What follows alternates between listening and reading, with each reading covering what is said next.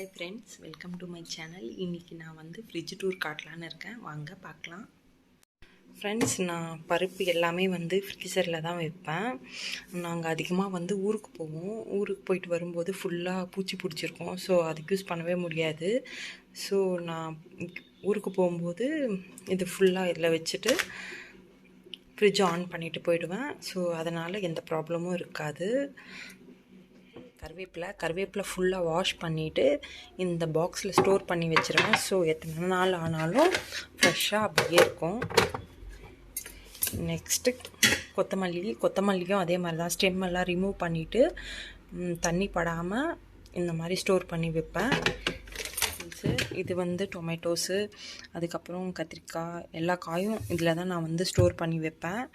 Next snacks, biscuits, masala item, ஊறுகாய் இதெல்லாம் இதில் ஸ்டோர் சீன்பாப்பா சர்லாக்கு, அதுக்கப்புறம் அரிசி மாவு இதெல்லாம் இதில் ஸ்டோர் பண்ணி வைப்பேன்.